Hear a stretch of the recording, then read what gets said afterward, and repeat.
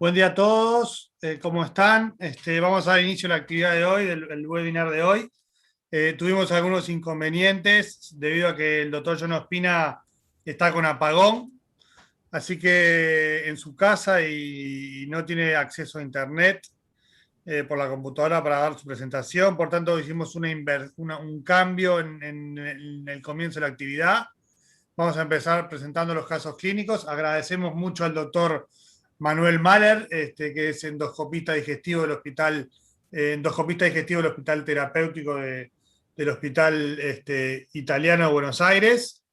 Y le agradecemos mucho su participación como moderador en la actividad, junto al doctor John Ospina, que está haciendo todo lo posible para poder estar presente con nosotros.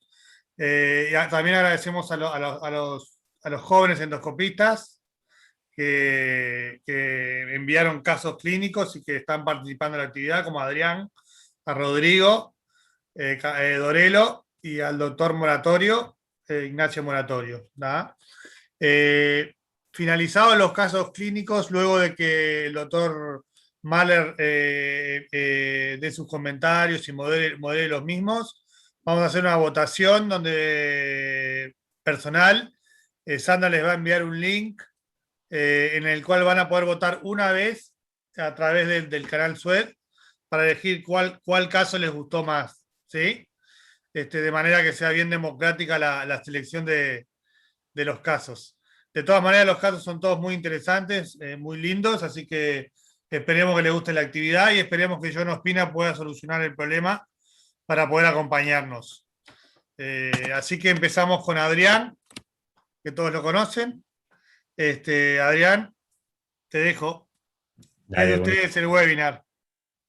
Buenísimo, muchas gracias, Fede.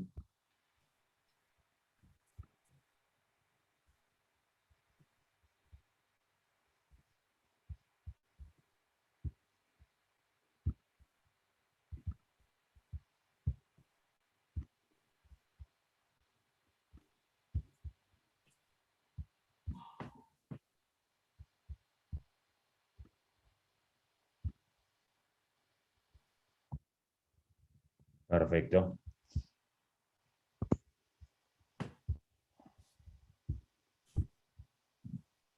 Bueno, buenos días a todos. Muchas gracias por preparar esta jornada y haber dado el espacio para mostrar un poco las cosas que se hacen a nivel diagnóstico y terapéutico en diferentes lugares. Bueno, yo voy a presentar el caso de un hombre de 62 años con sobrepeso, que como antecedente presentaba un esófago de Barrett largo, un C15, M15 de clasificación de Praga, en donde en un protocolo de vigilancia con toma de biopsias por Seattle, se observó en una muestra displasia de alto grado sin lesión visible. A partir de esto, recibió una única sesión de radiofrecuencia hace 5 años en Argentina y actualmente concurre a nuestro servicio para la valoración endoscópica de su Barrett en vistas a recibir una nueva sesión de radiofrecuencia. Primero lo que se hizo fue la valoración endoscópica de ese esófago de Barrett, con equipo de alta definición, con CAP, magnificación y cromondoscopía, donde se observaban 2 lesiones sésiles, una de 9 milímetros, la que estamos observando sobre hora 3, y después se observaba otra más pequeña, en sentido distal, sobre hora 11, de 5 milímetros. Ahí lo que se observa es el ascenso de la mucosa simigástrica y algunos islotes de epitelio neoescamoso, seguramente asociado al antecedente de la radiofrecuencia. En esta endoscopía, entonces, lo que podemos observar es que se puede observar que la unión escamocolumnar estaba a los 20 centímetros de la arcada dentaria, la unión gastroesofágica a los 33. Entonces, lo que se evidenciaba era ese ascenso de mucosa simigástrica de forma circunferencial de 13 centímetros de longitud, donde presentaba múltiples islotes de mucosa neoescamosa sobre el epitelio metaplásico. Se tomaron biopsias a los 31 centímetros de la arcada dentaria por esa lesión sésil de 5 milímetros, y a los 29 centímetros de la arcada dentaria de la otra lesión de 9 milímetros. El informe anatomopatológico de estas dos lesiones visibles se describieron en conjunto, fueron vistos por dos anatomopatólogos, en donde se observó un epitelio cilíndrico mucosecretante con metaplasia intestinal incompleta, cambios celulares regenerativos, hiperplasia pseudopapilar y ulceración. En un sector se observaron glándulas con núcleos hipercromáticos y pseudoestratificados, y el enzuma de estas muestras es que pertenecía a una mucosa de Barrett con un proceso inflamatorio inespecífico en una actividad intensa, ulcerada e indefinida para displasia. Entonces, las cosas que se nos pasó como conducta frente a este hallazgo, en un paciente donde presentaba un esófago Barrett largo, que tenía el antecedente de ya haber tenido displasia de alto grado y haber recibido radiofrecuencia, y ahora, frente a esas lesiones visibles e indefinidas para displasia, ¿qué conducta tomar, no?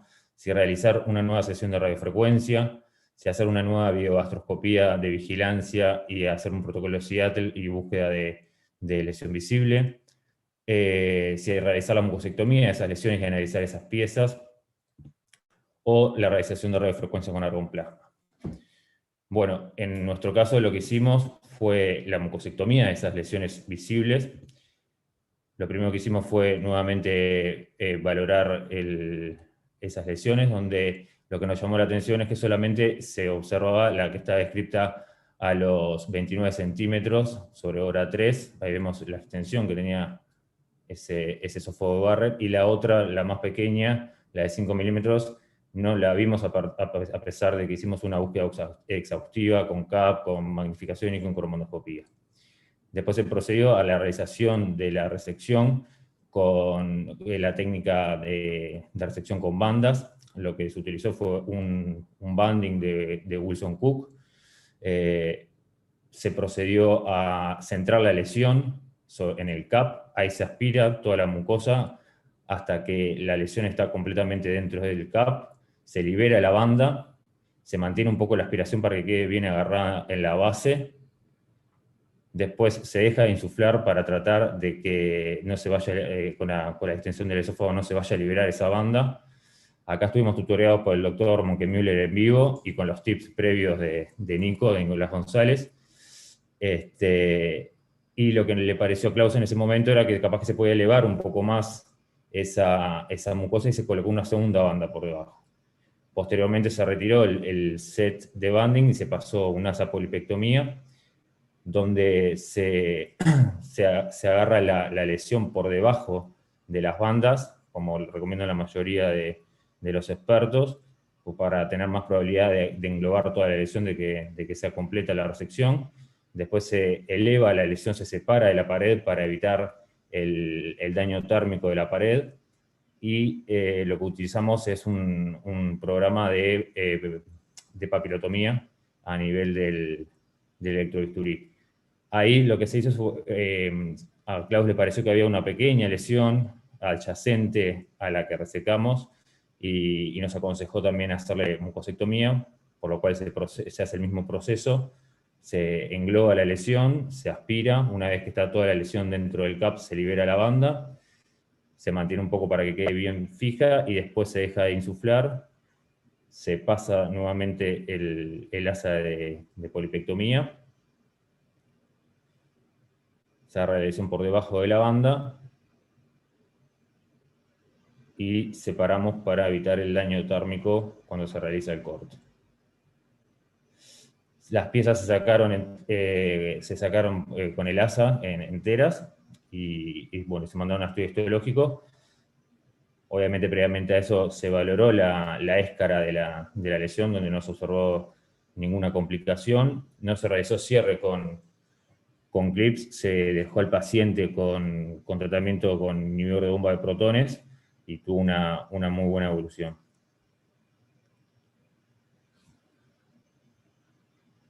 Ahí vemos la éscara de las dos resecciones.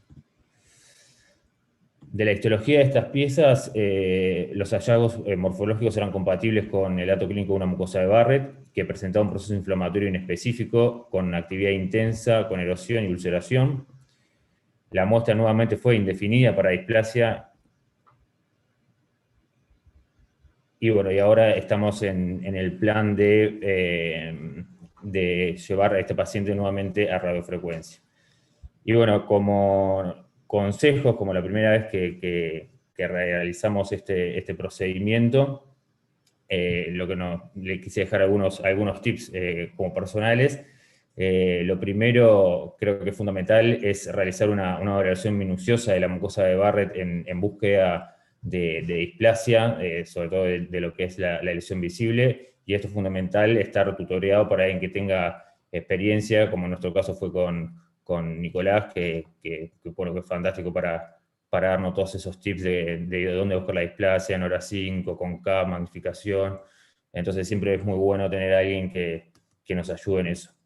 Después siempre tratar de estudiar, previo a la realización de la técnica, estudiar la técnica y pedir consejos a los expertos, y sobre todo conocer los instrumentos que se van a utilizar. Contar con el material y la experticia para la resolución de complicaciones en caso de que éstas se presenten, sobre todo en este caso la utilización de clips y endoprótesis. Realizar el procedimiento con un asistente entrenado en endoscopia terapéutica también es fundamental para evitar estas complicaciones. En las primeras resecciones solicitar los consejos y la tutorización a endoscopistas expertos, como en nuestro caso a Nicolás y a Klaus. Lo otro que siempre se aconseja es marcar los límites con coagulación de la lesión, que en este caso no lo realizamos, pero es algo que debería hacerse. Y lo otro es centrar siempre la lesión en el CAP y en el momento, al momento de la aspiración, tras liberar la banda, no insuflar constantemente para evitar que ésta se desprenda. Después realizar la resección por debajo de la banda, y una vez que el asa esté cerrada previo a la resección, separarse de la pared esofágica para evitar la transmisión de energía a la misma. Tras la resección, valorar la éscara, no cerrar con clips a menos que presente complicación. Tratamiento con IVP posterior a la resección, y idealmente retirar la pieza con red o asa para evitar la fragmentación y hacer una correcta evaluación histológica, y también en lo posible estaquear la pieza para la valoración de los anatomopatólogos. Muchas gracias.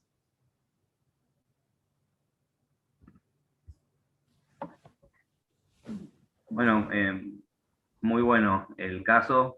Tuviste tutores de excelencia, así que no creo que te pueda dar demasiados consejos que ellos no te hayan dado, sino más bien algunas preguntas y acotaciones, ¿no? Al caso que me gustaría hacerte. Primero, ¿qué interpretación o qué les pareció de por qué desapareció? Porque me pareció en el desarrollo del caso que desapareció una de las lesiones que tenía al principio, ¿no? Totalmente. ¿Hubo algún tipo de modificación en el tratamiento que recibió el paciente? ¿De repente duplicaron la dosis de IVP? ¿Algo que explique eso o es algo que no sabemos, digamos? No, el hombre ya venía con tratamiento con doble dosis de IVP, ya hace Sí, años. sí. Eso no cambió nada, nada. De conducta de tratamiento médico no cambió nada. Ok. Nos llamó mucho la atención también, más allá que era una lesión pequeña, se biopsió, pero la buscamos, aparte enviamos el video previo porque le dimos los grabados, le habíamos... Y no, la verdad, no encontré. Está bien. Probablemente haya sido inflamatoria, ¿no? Algo sin importancia si no se hubiera seguido estando. Bueno, el caso está muy bueno porque además tomaron una biopsia antes de las lesiones, digamos, y después la analizaron, y eso está muy bueno porque resalta, digamos, la conducta que hay que hacer, que es resecar directamente toda lesión sospechosa en este tipo de pacientes, más allá de las biopsias, porque puede haber algún error de muestreo, y por eso la bibliografía es clara en eso, que siempre hay que sacarla, así que eso está bárbaro. Tengo una pregunta, es si se trabajan con CO2 o con aire. Eh, Lo hicimos con con, con CO2, eso te da un buenísimo margen de seguridad adicional.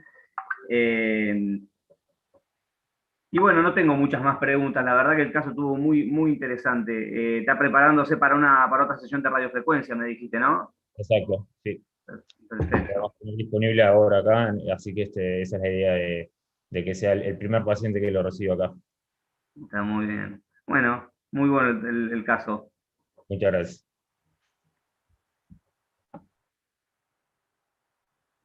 Quisiera hacer una acotación, si puedo. Como no, Fede, adelante. A mí me gusta mucho tener las lesiones con ácido acético, sobre todo el esófago de Barrett.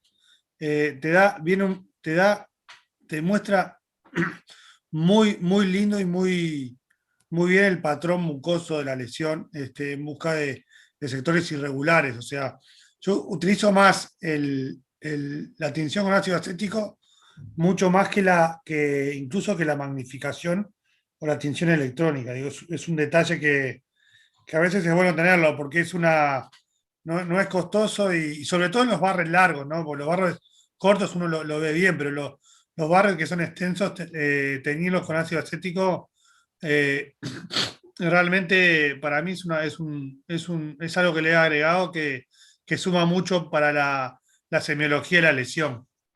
Nada más, nomás. Genial, buenísimo, Fede.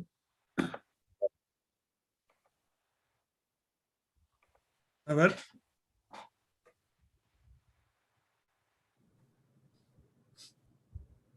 Para que se me perdió. Tenemos un comentario de YouTube, vamos a leerlo ahora. Se me perdió el YouTube ahora.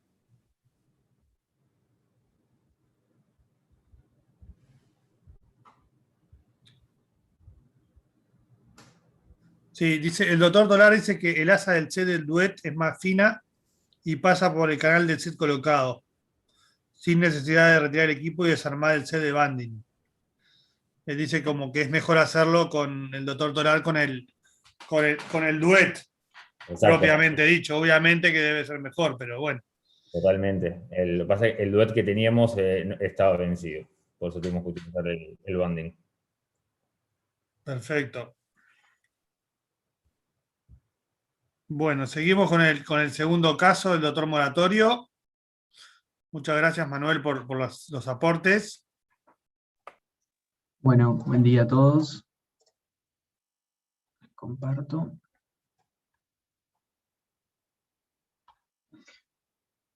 Bueno, mi nombre es Ignacio Moratorio, soy posgrado de la Clínica de Gastroenterología del Hospital de Clínicas, y la idea es presentar un caso que vimos en el británico de un quiste de páncreas. El mismo corresponde a una mujer de 81 años que no tenía ningún antecedente personal relevante a destacar, consultaba por un dolor abdominal que era a nivel de epigastrio de 4 meses de evolución, estaba asociado a saciedad precoz, náuseas, vómitos ocasionales y plenitud postprandial. En la evolución la paciente refiere un adelgazamiento de aproximadamente 10% del peso corporal total y no relataba prurito ni síndrome pigmentario. Del examen físico se destacaba un mal estado general, las pieles mucosas normocoloreadas, y a nivel del abdomen se evidenciaba una tumoración a nivel de epigastrio, intraabdominal y supramesocólica, que era blanda, era lisa, era redondeada, de más o menos entre 25 y 20 centímetros, era levemente dolorosa a la palpación profunda, y además se constataba el signo de Bari-Peak positivo. De la paraclínica de la paciente se destaca, no tenía anemia, las plaquetas estaban normal, tenía una bilirrubina total de 1,45 a predominio de la directa, fosfatasa de 100 y gamma de 80, y la función renal normal. Se le pidió una tomografía de abdomen, donde se ve en este caso la lesión, se ve también la vesícula distendida con leve dilatación de la vía biliar. Entonces, ante esta imagen, nosotros les planteábamos la pregunta de cuál es la impresión diagnóstica que les parece que corresponde, si es una tumoración de estómago, un quiste de páncreas, un quiste hepático o un quiste renal derecho. Nosotros considerábamos que era un quiste de páncreas, se solicitó una econdoscopía para la valoración. Acá ustedes ven a nivel de cuerpo gástrico, sobre la cara posterior, se observa esa marcada tumoración o compresión extrínseca, ¿sí? Que incluso en la realización de la gastroscopía inicial dificultaba avanzar o dificultaba el pasaje hacia la segunda porción duodenal. Vean la imagen por endoscopía, por visión econdoscópica, se ve que es una imagen quística, de contenido bien homogéneo, de paredes bien finas, no tenía no tenía ningún componente sólido, no tenía nódulos a nivel de la pared. Posteriormente se procedió a realizar la punción y el aspirado. Se realizó, ahí se delimita el quiste, se ve ahí donde está la aguja de punción. Se aspiraron 1500 centímetros cúbicos de un líquido que fue totalmente claro, era de baja viscosidad. Ahí se ve cómo se va aspirando todo el contenido del quiste, hasta que queda ahí el quiste colapsado.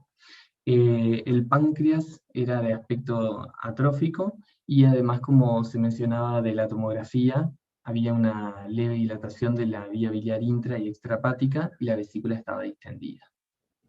Entonces, frente al planteo de este quiste de páncreas, ¿sí?, nos planteamos si era neoplásico o no neoplásico, y dentro de ellos, de los neoplásicos, los mucinosos, por frecuencia, la neoplasia intraductal papilar mucinosa, la neoplasia quística mucinosa o cistoadenoma mucinoso, y de los no mucinosos, ¿sí?, el cistoadenoma seroso, la neoplasia sólida pseudopapilar, otros tumores neuroendocrinos de páncreas. Si bien nos generaba bastante incertidumbre cuál era el diagnóstico, nos orientábamos a que podía llegar a ser un pseudoquiste. Respecto a las características de este líquido, ven que ahí es un líquido claro, no era para nada viscoso. Lo que sí llamaba la atención, que le viene una amilasa muy baja, de 8 unidades, la glicemia 0,50, le viene un CA muy alto, de 4.976, y no viene ningún elemento celular, la citología fue negativa. Entonces, frente al planteo del quiste de páncreas, con estas características del líquido, teníamos elementos que nos orientaban o nos ponían en la balanza a favor de elementos de benignidad y de malignidad. Si bien, como les mencionaba, la amilasa era muy baja, tenía un CA elevado, el tamaño era muy grande, ¿sí?, pero si bien el líquido era de escasa viscosidad, tenía una citología negativa. Entonces, la paciente evolucionó bien después del aspirado del líquido, 48 horas pasó sin dolor, pero al tercer día reconsulta por dolor y recidiva de esa tumoración abdominal. Era una tumoración de 20 por 20 aproximadamente. Vean acá una imagen de perfil de la paciente, como la tumoración se ve, era palpable, y acá miren cómo se ve la vesícula distendida también. En este caso se realiza una nueva econdoscopía, se realiza acá como ustedes ven, se saca la aguja para realizar la punción, ¿sí? Se punciona la misma con una aguja de 19, ahí yo les delimité el quiste, ¿sí?, y la aguja. Luego de eso se pasa una guía hidrofílica, ¿sí?, se agranda la fístula con un cuchillo, y como se ve ahí en la imagen, se dilata con balón hasta 10 a 12 milímetros, para posteriormente colocarle la prótesis. En este caso se colocó una prótesis recta, porque no se tenía una doble pigtail, y acá vean por econdoscopía cómo queda la prótesis, y acá se está liberando. Van a ver lo que es ahora el drenaje de la lesión quística. Ven que es un contenido abundante, bien claro, como se ve ahí. Muy bien. Esta es una imagen de la paciente previo al drenaje, ¿sí?, y luego del drenaje, una visión frontal y acá lateral. Vean cómo se reduce el tamaño. La evolución fue buena, las características del líquido en realidad de la segunda punción fue de iguales características, una amilasa baja y un CA alto. La paciente tuvo una muy buena mejoría sintomática, empezó a tolerar bien la vía oral y se le dio el alta. A los 15 días, en realidad hoy en día ya un mes del drenaje, la lesión no se reprodujo y la paciente se encuentra asintomática. Entonces, frente a los segundos hallazgos, ¿cuál es el diagnóstico más probable? Como les mencionaba, nosotros inicialmente nos orientamos a que podía ser un pseudoquiste, si bien tenía algunos elementos como a favor, tenía otros en contra, tenía un líquido de escasa viscosidad, la citología era negativa, el líquido era claro, pero la paciente no relataba ningún episodio previo de pancreatitis, la amilasa era baja y el CA era elevado. Después, por frecuencia, ¿sí?, de las neoplasias mucinosas, la intraductal papilar mucinosa es la más frecuente y cursa con CA elevado, sin embargo, tenía una amilasa baja y citología negativa. En este caso, pensando en los IPMN tipo 2, porque los tipo 1 son claramente identificables por econdoscopía. Después, de la neoplasia quística mucinosa, contaba como elementos a favor, que era mujer, la topografía, que son más frecuentes a nivel de cabeza y cuerpo, el CA elevado, y que era una lesión unilocular. Sin embargo, tenía como elementos en contra que la citología era negativa y que el líquido no era mucina. Y después, para el cistoadenoma seroso, ¿sí?, como elementos a favor era una mujer con un líquido claro, la escasa viscosidad y la amilasa baja, ¿sí?, pero tenía en contra tener el CA elevado, si bien existen los cistoadenomas serosos uniloculares, lo más frecuente es que sean multiloculares, y no tenía la cicatriz central característica de estas lesiones. Entonces, si bien nosotros creemos que el diagnóstico correspondía a un pseudoquiste, la idea era consultarles a los expertos qué opinaban, si les parece que también coinciden con el diagnóstico, y si realizarían algún seguimiento posterior. Recuerden que ahora, al mes de colocada la prótesis, no reinstaló sintomatología y se encuentra sintomática. Muy bien. Muy bueno el caso, y este es el ejemplo perfecto de que no todo es como uno lo aprende en los libros, ¿no? Porque lo primero que le preguntaría yo al paciente es cuándo tuvo la pancreatitis, cuando veo su imagen, porque realmente la imagen es típica y después te viene el líquido como te viene y desconcierta, ¿no? Primero que te voy a preguntar es si la paciente a los 81 años y el estado clínico que tiene, ¿se bancaría una cirugía en el caso de que tuviera que hacérsela porque el diagnóstico eventualmente en el futuro no termina siendo un pseudoquiste, Sí, ¿no? el terreno no era el más favorable, pero sí, en principio te diría que no. No, bien. Eso simplifica un poco las cosas, digamos, porque más bien el manejo va a ser sintomático, Sí, de tendiendo hecho a... ya tenía un mal estado general, ya estaba adelgazada, si bien la paciente presentaba sobrepeso, pero tenía Bien, repercusiones. bien. Después te voy a preguntar si algún otro signo de preocupación tenía, además del tamaño mayor a 3 centímetros, si vieron algún tipo de engrosamiento mural, si vieron dilatación del Wirsum. Me dijiste que tenía dilatación de la vía biliar. Tenía dilatación solo de la vía biliar intra y extrahepática, no tenía dilatación del Wirsum, no tenía en la imagen del quiste, no tenía ningún componente sólido, no tenía nódulos morales, no tenía tampoco nódulos perilesional, no tenía ningún elemento más de malignidad más que el tamaño, y sí, esos elementos. El mucinoso me parece que es el más fuerte contraste, digamos, entre pseudoquiste, en este paciente, ¿no? El diagnóstico diferencial más importante parece que es el cistoadenoma mucinoso versus el pseudoquiste. Y si por eso te pregunté lo primero del estado clínico, si la paciente no tiene chances quirúrgicas por el estado general, eso es para nosotros bárbaro porque simplifica un poco la decisión de seguirla, ¿no? Pero me parece que el diagnóstico diferencial más importante viene con el cistoadenoma mucinoso, que en otro contexto, quizá una paciente joven que se bancaría una cirugía, estaríamos por ahí pensando en esa consideración, por ahí no en ella. Así que yo estoy a favor del seguimiento, digamos, ¿no?, con esta paciente. Perfecto. Y yo no tengo más acotaciones, me gustó mucho el caso, está muy bueno. Gracias.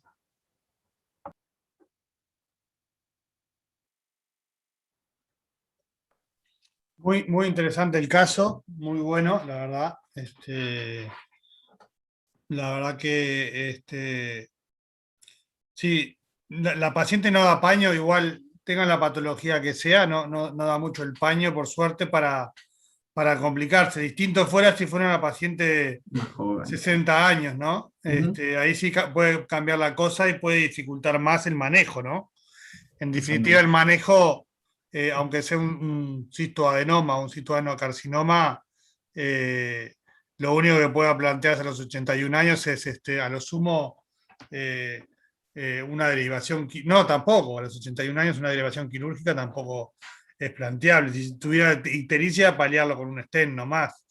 No sé, bueno, digo, el tema es ¿cómo está la paciente ahora? La paciente ahora, al mes de que se le hizo el drenaje, está asintomática, no volvió a reproducir la lesión y no tiene síntomas digestivos, no se volvió a reproducir. Exacto, está Bien. asintomática.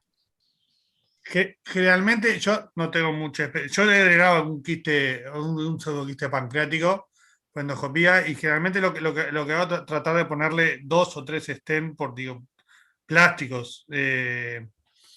¿Por qué optaron por colocar uno? Bien, se colocó en realidad uno recto. Inicialmente se planteaba la posibilidad de hacerle doble pigtail, pero no se contaba. Y en realidad, cuando se colocó la prótesis, el drenaje era como muy abundante y muy fluido. Entonces, como que no fue necesario otro. En cuanto Bien, a si se obstruye o no, claro, bueno, sabemos que sí. En algunos meses veremos cómo evoluciona, pero por ahora clínicamente está sintomática. perfecto, perfecto. ¿Cómo? Bueno, por suerte tenemos el ingreso de otro de nuestros invitados estrella, que es el doctor John Ospina, que pudo conectarse por fin después de varios problemas con la electricidad. ¿No, John? ¿Estás ahí? Sí, ¿me escuchan? Buen día para todos, ¿me escuchan? Buen día, te Bien. escuchamos, John. Bueno, seguro de esto nos reiremos más adelante algún día. Hoy no, pero algún día sí. Me alegra que haya podido llegar. Nosotros también, John. Muchas gracias por estar y sabemos todo lo que... Estás con cara de cansado, muy temprano ya, ¿no? Sí, es temprano, pero sobre todo la luz, la energía se fue anoche y pasé casi que en vela tratando de cuadrar logística, pensando que llegaba, pero al final no llegó, pero todo tiene solución en esta vida. Bueno, qué suerte que puedes estar. Muchas gracias. Invertimos, como te habíamos comentado, la actividad. Comenzamos con los casos clínicos. Lamentablemente te perdiste 2, porque también nos hubiese gustado tu opinión, como cirujano también que sos, sobre todo del segundo caso. Pero bueno, vamos a ver el tercero y después vemos las preguntas del auditorio al final de la presentación de los casos, donde Manuel y tú tal vez puedan contestarlas, si les parece. ¿Está?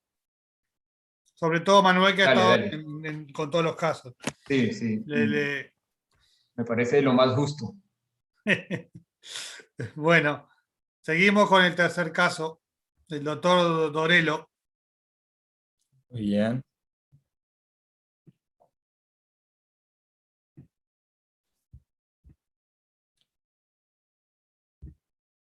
Bien a la presentación. Perfecto. Bueno, muy bien. Buenos días a todos. Mi nombre es Rodrigo Dorelo, soy gastroenterólogo.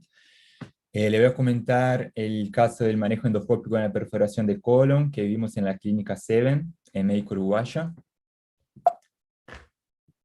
Bueno, el caso se trataba de una mujer de 70 años con antecedentes personales de hipertensión arterial que ha sido esterectomizada hacía 20 años por una patología ginecológica benigna por vía convencional y que concurre en nuestro servicio a realizarse una videocolonoscopia por un resultado de FKT positivo.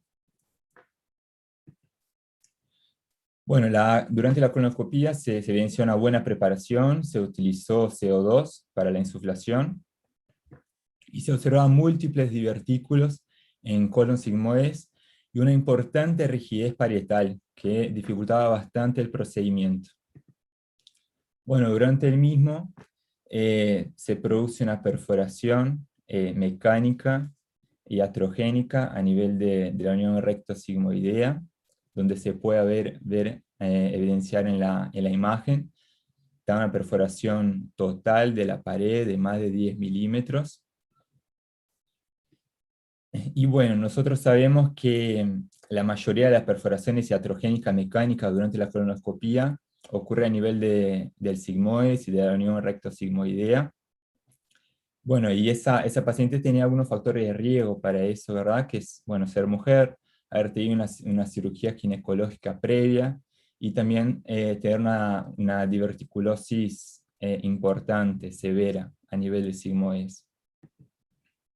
Bueno, y cuando nos pasa eso, principalmente a un joven endoscopista, y bueno, nos viene como una lluvia de emociones, como incertidumbre en qué hacer en este momento, miedo, y bueno, lo que hay que tener ahí es resiliencia, ¿verdad? Bueno, la resiliencia viene de la palabra resilio en latín, que en realidad significa volver hacia atrás, y en realidad el término hoy en día se utiliza para definir la capacidad de adaptarse a situaciones adversas con resultados positivos. Y fue, bueno, exactamente lo que hicimos en este caso.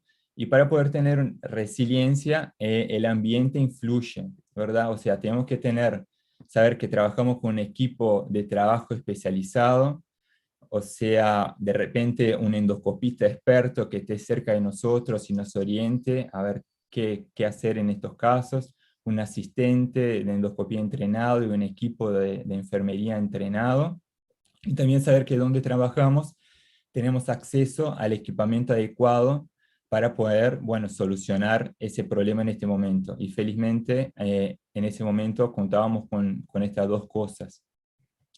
Así que bueno, la pregunta que surge ahí es qué hacer en este momento. O sea, si cerramos la perforación con un clip through the scope, o sea, un clip común metálico, si tratamos de cerrar la perforación con un clip Ovesco, con el sistema Ovesco, o si suspendemos el procedimiento de inmediato y solicitamos una valoración urgente por el cirujano.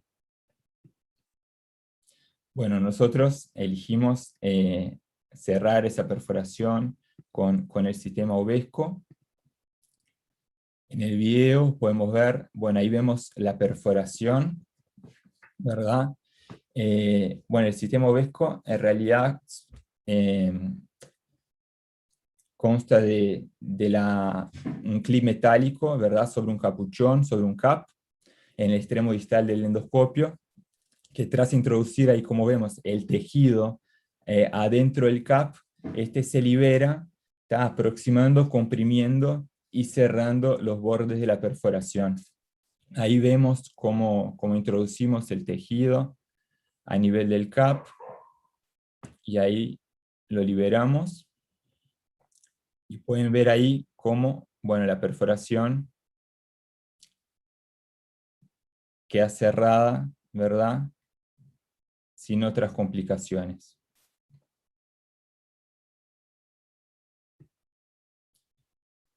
Bueno, según las guías eje de la 2020 del manejo de las perforaciones iatrogénicas del colon, se recomienda cuando la perforación es menor a 10 milímetros cerrarla con clips metálicos comunes, cuando son mayor de 10 milímetros, entre 10 y 20, proceder a realizar el cierre de la perforación con sistema Ovesco. Y bueno, si la perforación es más grande, si hay un fallo en cerrarla endoscópicamente, o si la condición del paciente se deteriora, se recomienda el manejo quirúrgico de la misma. Bueno, el sistema Ovesco, como le decía, consta de un clip metálico, que es una aleación de níquel y titanio, que tiene una memoria termomecánica, y cuando cierra la perforación cierra con una fuerza de compresión más o menos de entre 8 y 10 newtons.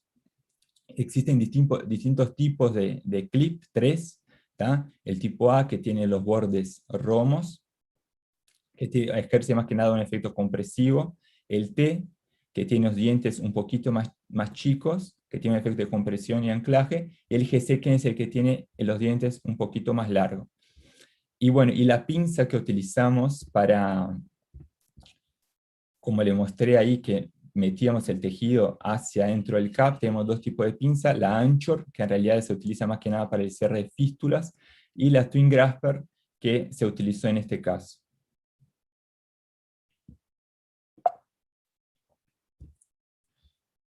Bueno, como les mostré en el video, nosotros retiramos el endoscopio, se arma el sistema Ovesco de forma muy similar en cómo se arma un set de banding. Se pone el capuchón, se arma el clip, se vuelve a entrar en el colon y procedemos al cierre de la perforación, como ya vimos. Bueno, la paciente ingresa, ¿verdad? Nosotros elaboramos un informe completo del procedimiento, dado que es muy importante informar dónde fue la perforación, si el colon estaba bien preparado o no, si se utilizó CO2, si el cierre de la perforación fue exitoso. Suspendimos la vía oral de la paciente, empezamos con fluidoterapia y iniciamos tratamiento antibiótico para cubrir bacterias gram positivas, gram negativas y anaerobios. Y bueno, se llamó al cirujano de guardia para contarle el caso, para, bueno, seguir el paciente en conjunto. En la evolución, la paciente quedó con la vía oral suspendida por 24 horas, presentó una muy buena evolución. En ningún momento posterior al estudio presentó dolor abdominal. Al examen tenía un abdomen blando, depresible e indoloro. Solicitamos para clínica con hemograma BES-PCR, que era normal, a las 24 horas. El segundo día la paciente empezó a probar tolerancia bioral, persistía clínicamente incambiada, y al tercer día empezamos con una dieta líquida, con 9 hemogramas BES-PCR normales. Bueno, frente a esta situación, también nos plantea, bueno, que cómo viene evolucionando bien la paciente, si le damos, como está asintomática, le otorgamos el alta con antibiótico terapia bioral a domicilio. Si mantenemos a la paciente ingresada en observación unos días más y solicitamos una tomografía abdominopélvica de control, o bueno, puede decir que alguno quiere solicitar alguna nueva colonoscopía de control. Bueno, nosotros mantuvimos a la paciente ingresada y solicitamos una tomografía abdominopélvica, siguiendo las recomendaciones de las guías del manejo de la perforación colónica, donde se recomienda que después de 3 a 5 días del episodio solicitar una tomografía de abdomen y pelvis para descartar, bueno, algún signo de peritonitis temprana o la formación de un absceso.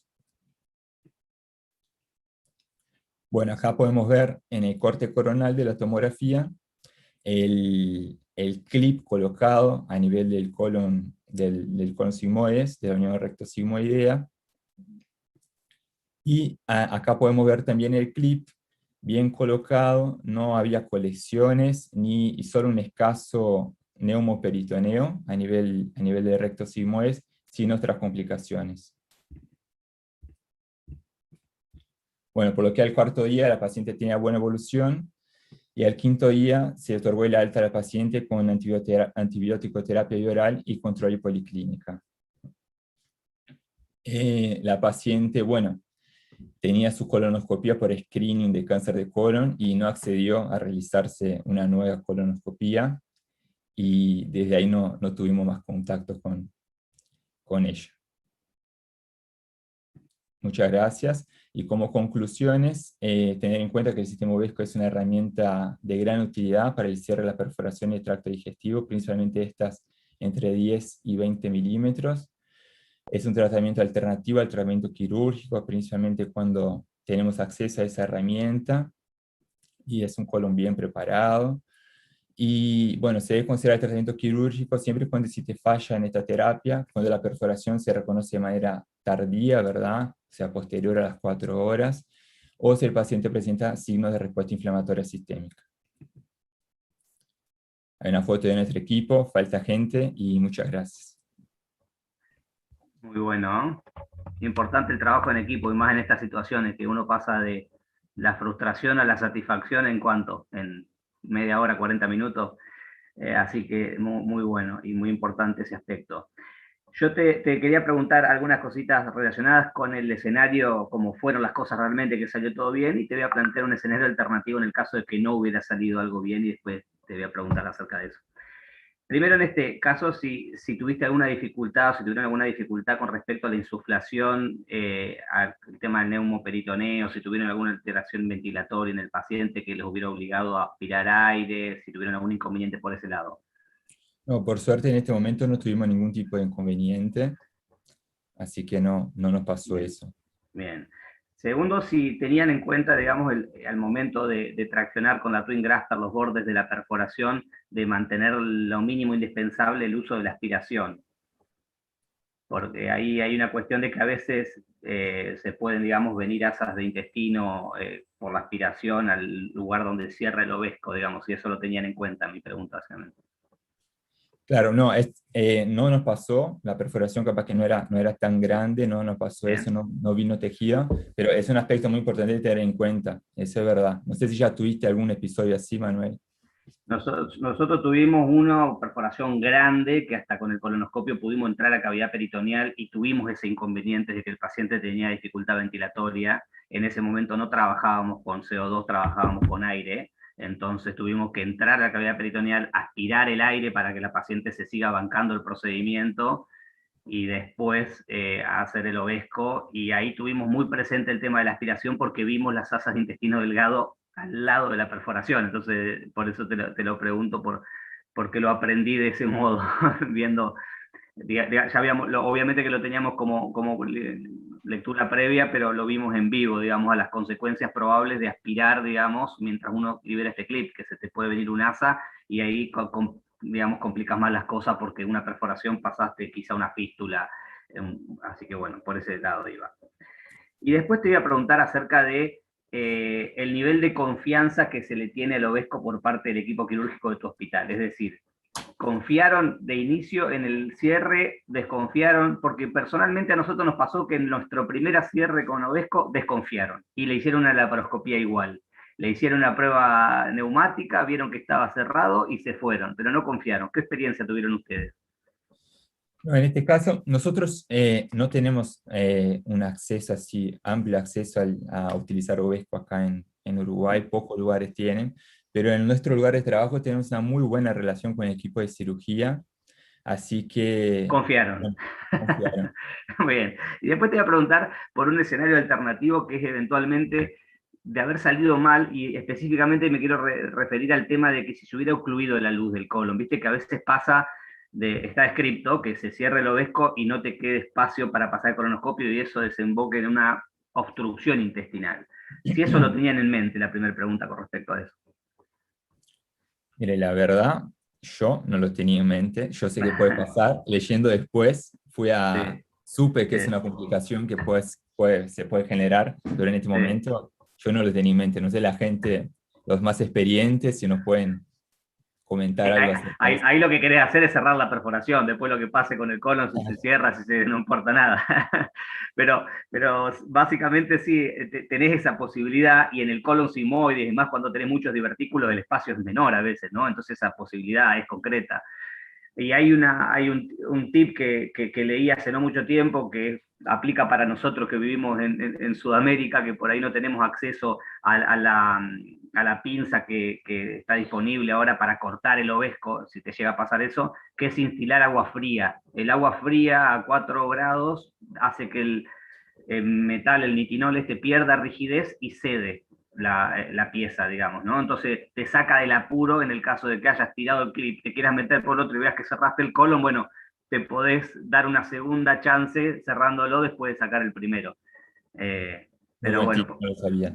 Por suerte no les pasó, por suerte, así que no fue necesario. Bueno, y eso es todo, muy bueno el caso. Los 3 casos muy buenos. John, ¿alguna pregunta? No, felicitarlos, de verdad que un caso muy interesante, muy lindo.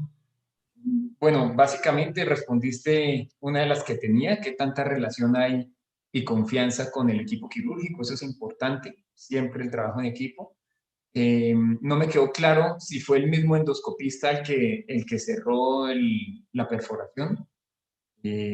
No sé si quien perforó o quien tuvo esta calamidad fue el mismo que realizó el procedimiento. Y Fui al yo, respecto John. de... ¿Cómo? Fui yo, John. ¿Y tú mismo lo cerraste? y no tuve... fue el equipo de trabajo y yo lo cerré, sí. Ok. Quedó muy lindo, de verdad que quedó muy lindo. No porque Nos haya dio sido mucha luz, sino que seguridad, quedó nos muy dio lindo. mucha seguridad porque quedó la grasa del epiplón metida dentro de la perforación. Entonces como que nos dio bastante seguridad. Obviamente que frente a esta situación, como es todo bastante complejo, y como dijo Manuel, lo único que quiere es sacar al paciente de esa complicación y no piensa en otra cosa. Nosotros, por suerte, tenemos disponibilidad. Siempre tengo un Ovesco por este tipo de perforaciones guardado.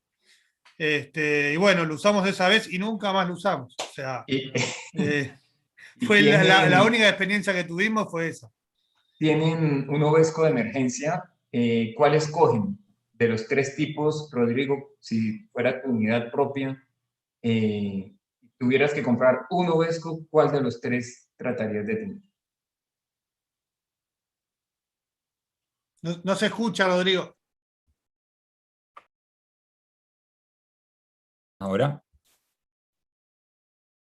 Bueno, muy buena pregunta. Yo creo que yo elegiría el que tiene los dientes más cortos, lo que tiene no solo es con bordes romos, sino que tiene el efecto compresivo, también, además del efecto compresivo, el efecto de anclaje. Yo no El sé qué T. te parece. De acuerdo, El T. ese es el que hay que tener, y ese es el que lo saca a uno de este tipo de apuros. De verdad que felicitaciones, lamento no haber podido escuchar los otros 2 casos. Me informaron ayer cuáles eran y de verdad que seguramente fueron unos casazos muy interesantes, muy lindos, que ahora tengo la posibilidad de ver en los videos más adelante y seguro les enviaré un correo de retroalimentación, pero excusas por no haber llegado. Felicitaciones por el evento.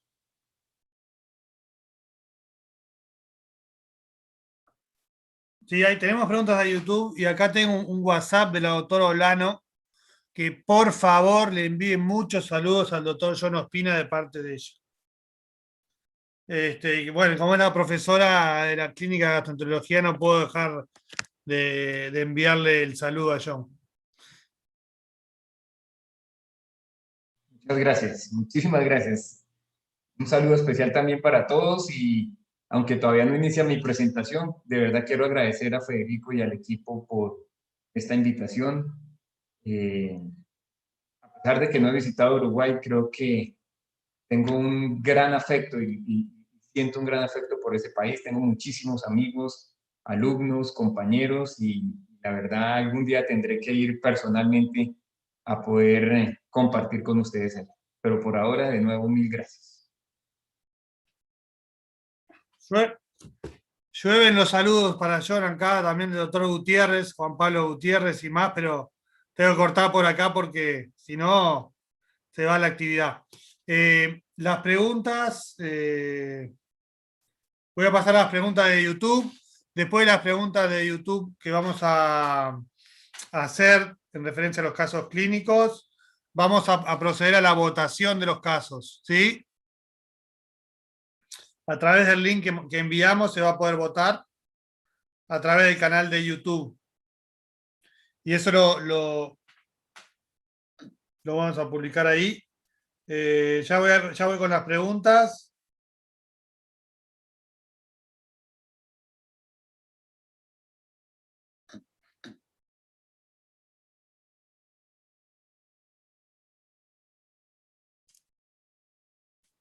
No las encuentro.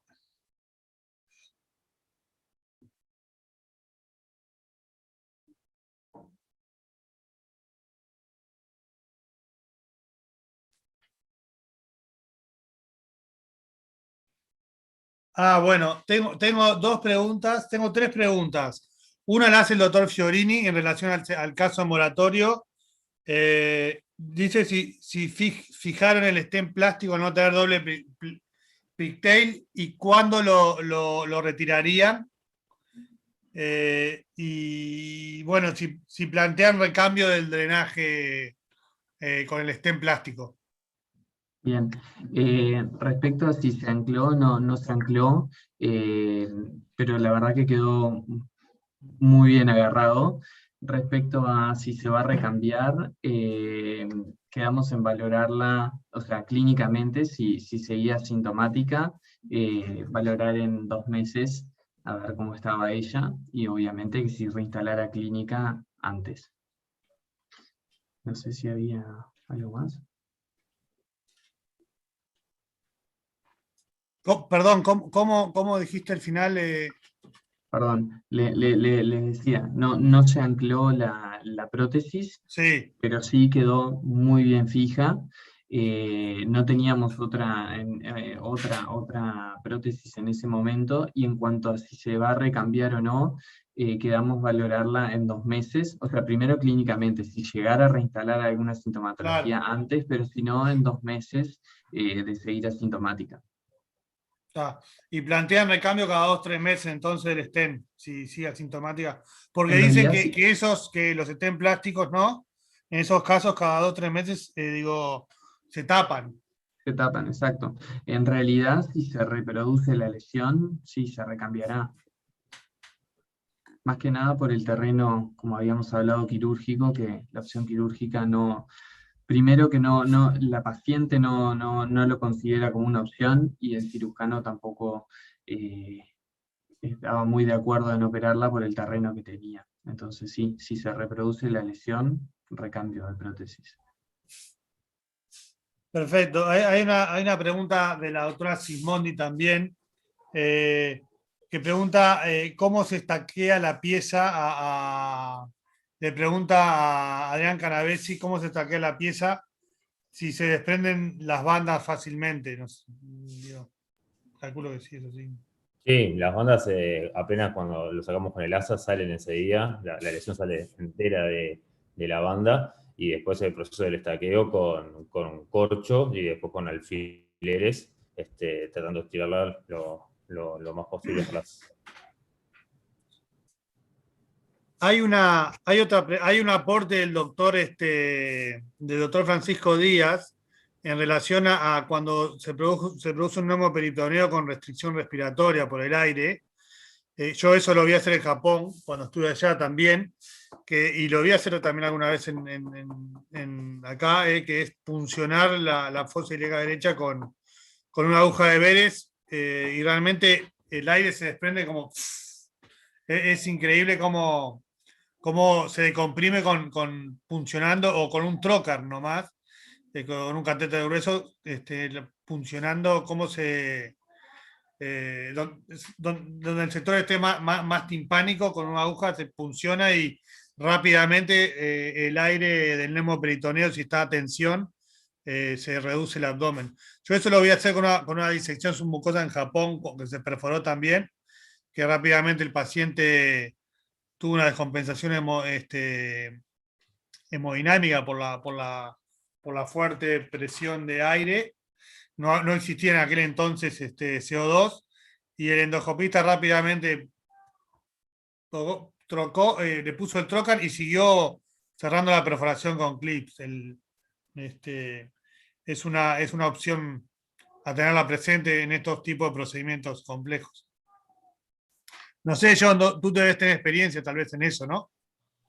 Gracias a Dios no mucha, Federico, pero igual sí, la recomendación es hacer una punción. Nosotros le dejamos un sello de agua, entonces con una jeringa conectada a la aguja de Veres, con agua, succionamos rápido y queda conectado el neumo.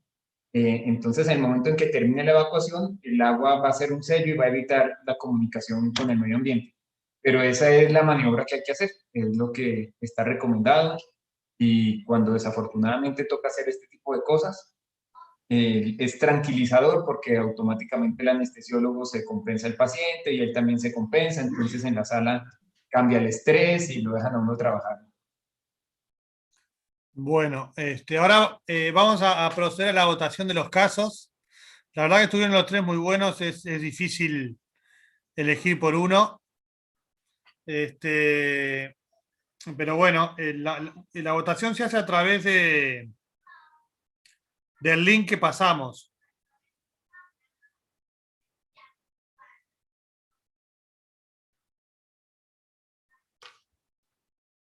Bueno.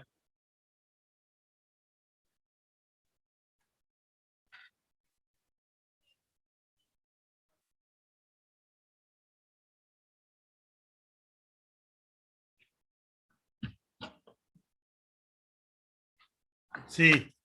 Tenemos una pregunta antes de terminar la votación, es si utilizamos nosotros el CO2 de forma permanente en todos los pacientes. La verdad que no lo hacemos en todos los pacientes, lo utilizamos en pacientes generalmente añosos y con patologías. Seleccionamos bastante el uso del CO2, no lo usamos de rutina en todos los procedimientos. Sí, en todos los procedimientos que planteamos que son terapéuticos, en todos. Y en los procedimientos diagnósticos lo utilizamos en los pacientes que consideramos que puede prolongarse las maniobras, siempre en los añosos y de avanzada y con patologías. Los pacientes jóvenes de mediana edad generalmente no lo utilizamos de rutina. Es un poco por la disponibilidad del CO2 y por el recambio del mismo, ¿no? Así lo usamos nosotros. Lo ideal, teniéndolo, tal vez es usarlo en todos, pero bueno. Nosotros lo seleccionamos para esos casos.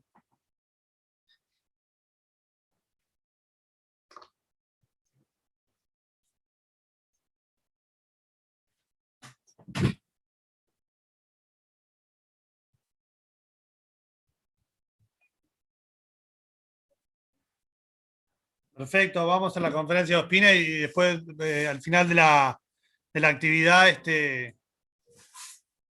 mostramos la votación. ¿Te parece? ¿Le parece? ¿Te parece, John? Por mí está bien, está perfecto, Federico. Bárbaro, te Bueno, escuchamos. entonces, normalmente cuando doy las presentaciones, tengo a mi asistente, que es mi hijo Juan Diego, cuadrándome toda esta parte tecnológica, entonces me voy a demorar un poquitico aquí, espero no mucho, mientras coordino esto. ¿Está viendo ahí la primera diapositiva? Listo. Bueno, entonces, de verdad que una vez más, un placer poder ver a los amigos, de verdad, Federico y al equipo, muchas gracias por la invitación.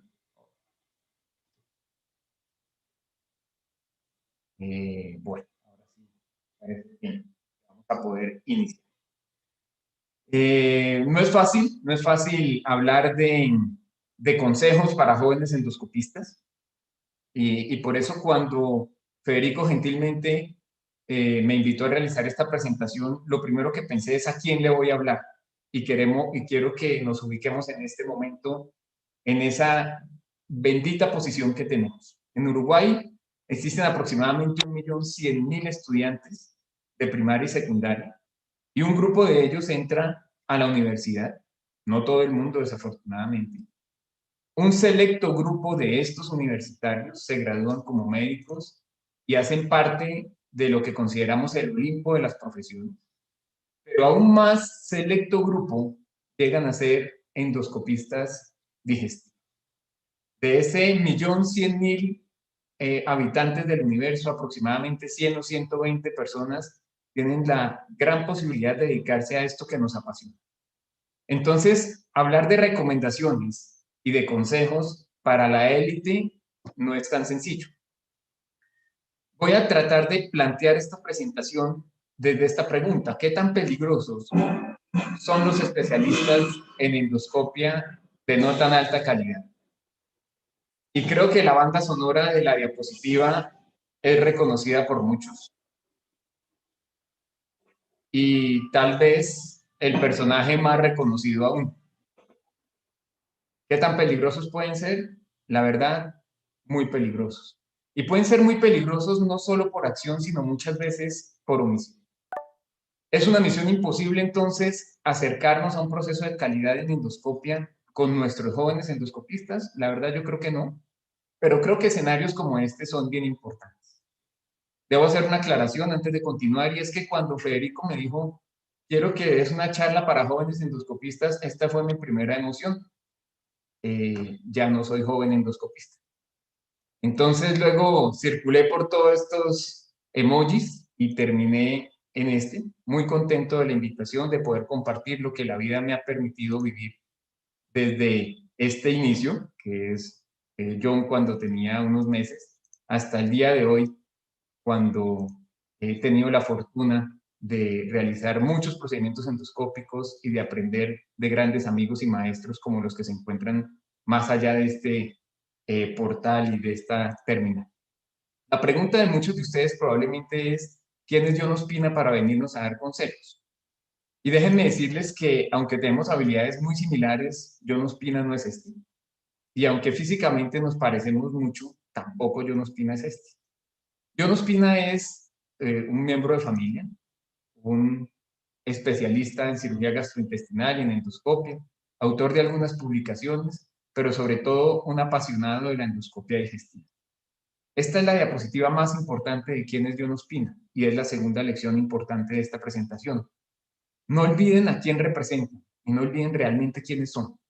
Nosotros a veces creemos en el título de nuestros cargos y finalmente John Ospina es el esposo de María Eugenia y el orgulloso y feliz padre de Juan Diego y de Gabriel. Y ellos, que son mis motores, son la invitación para que ustedes piensen en sus motores. Pero entremos en materia. Primera lección, la que acabamos de ver. Primer consejo importante. Todos nuestros pacientes son padres, madres, hijos, hijas, hermanos, esposos. Y pueden ser el suyo. Entonces, trátenlos como tal. Segundo consejo. Todo lo que realicen, háganlo con calidad.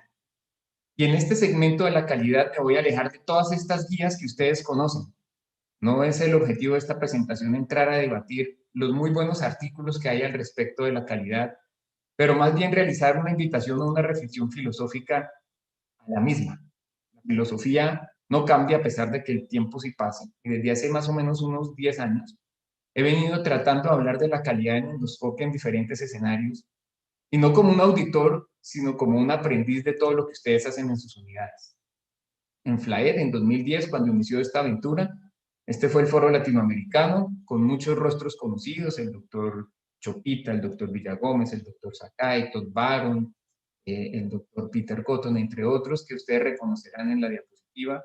Y tratamos de desarrollar unos manuales que invitaran al trabajo en calidad en endoscopia digestiva en América Latina. Guías para mejorar la calidad de la endoscopia digestiva. Por una razón, el control de la calidad en América Latina es una necesidad, y una necesidad que solo le interesa a 4 grupos.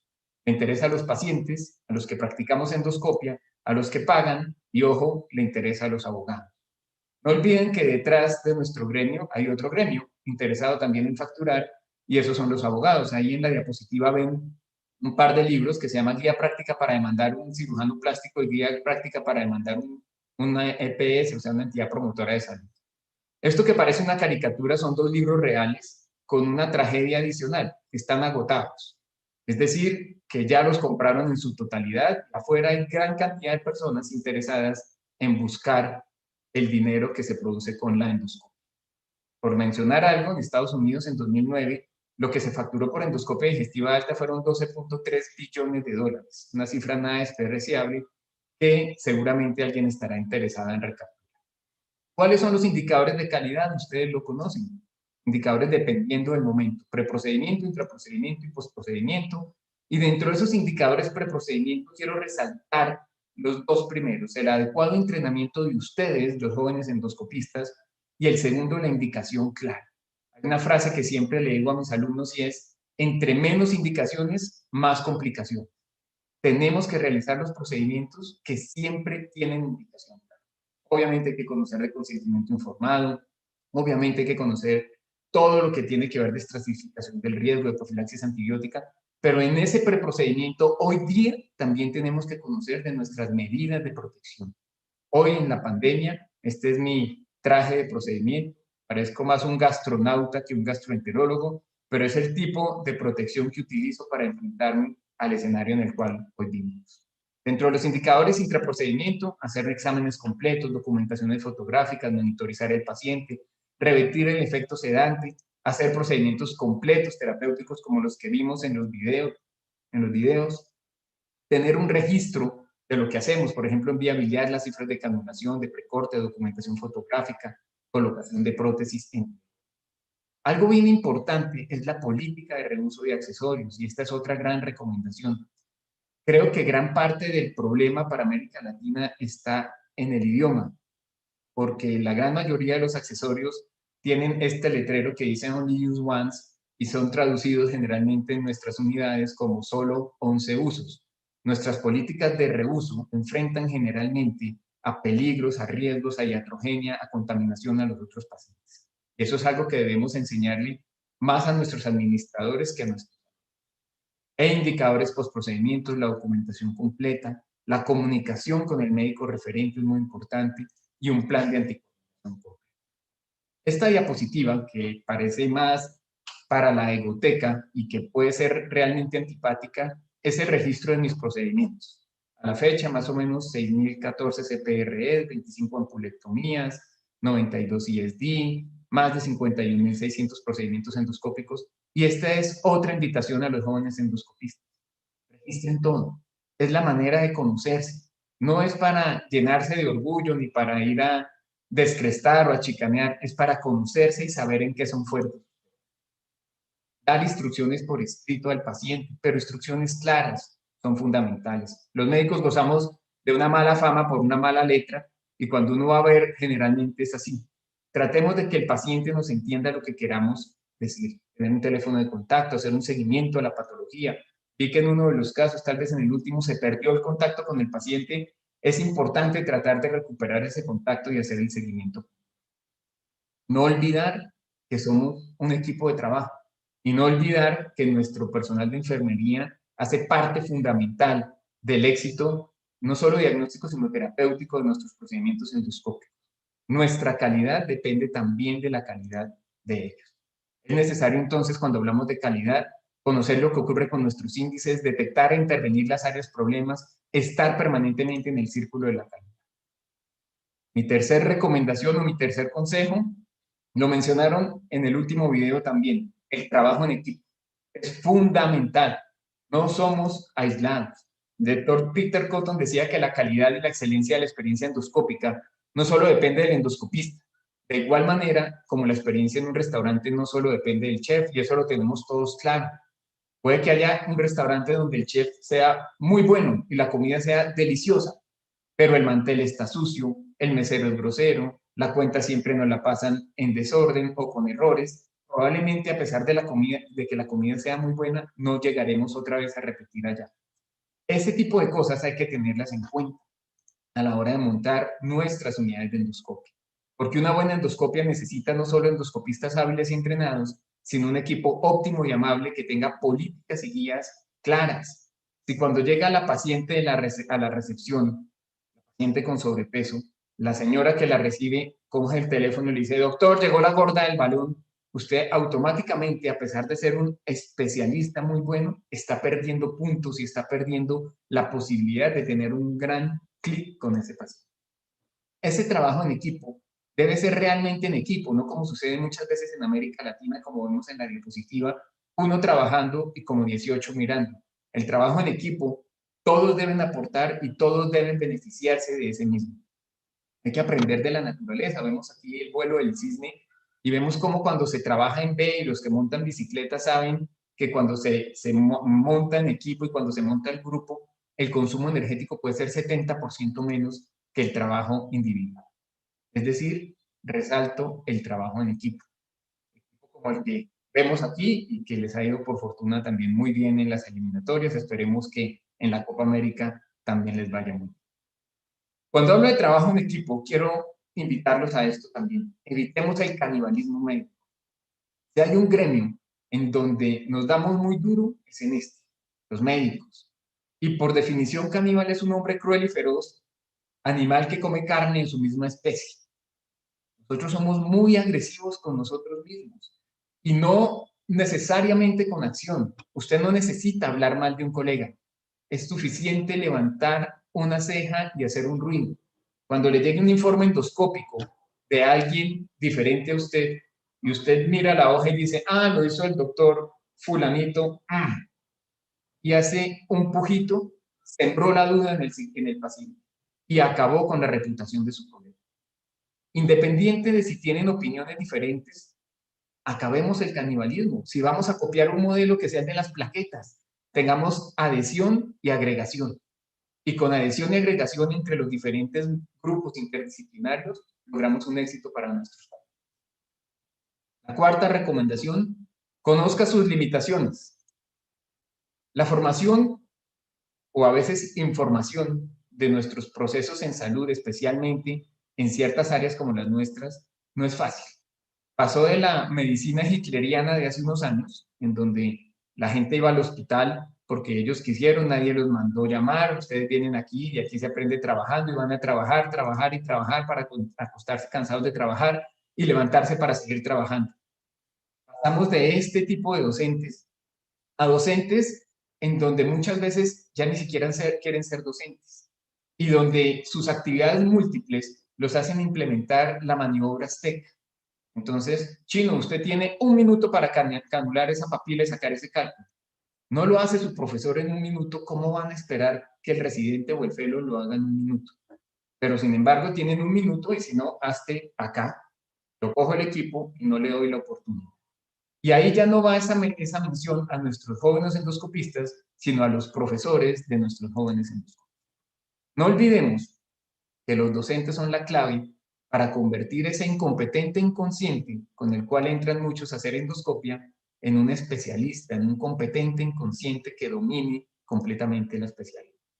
Conocer las limitaciones es muy importante para nosotros y no se sientan mal si no todos hacen todos los procedimientos, no todos son para disección submucosa, no todos son para vía biliar. Habilidades limitadas, entre comillas, en donde su mayor invasividad puede ser la colocación de una pHmetría. Y eso no es un problema. Si es un duro colocando un pHímetro y interpretando la impedanciometría y haciendo manometrías, perfecto.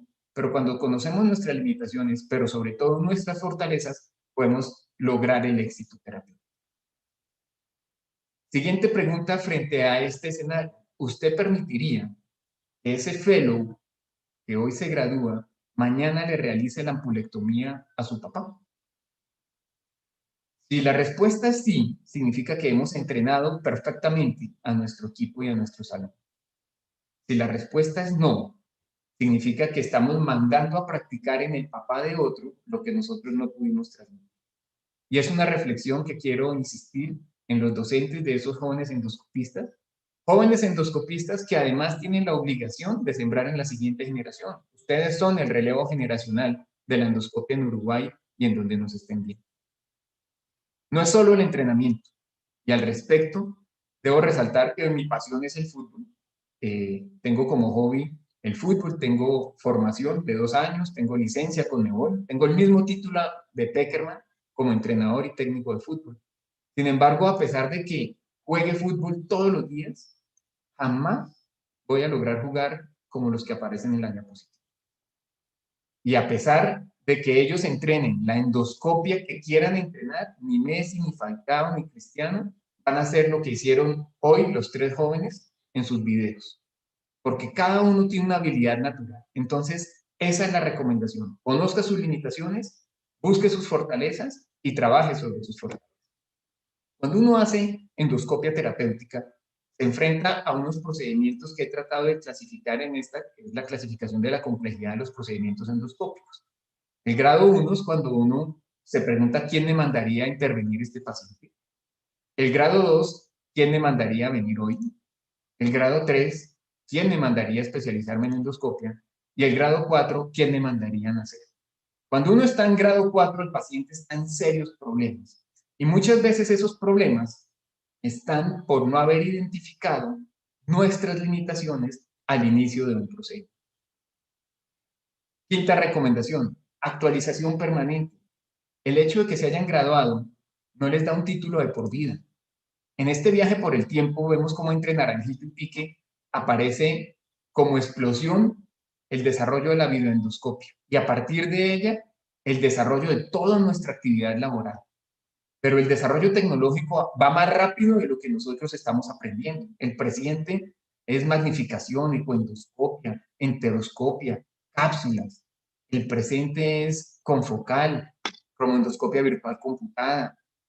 El presente es 2 o 3 diapositivas de estas llenas de procedimientos en los cuales deben estar entrenados y capacitados.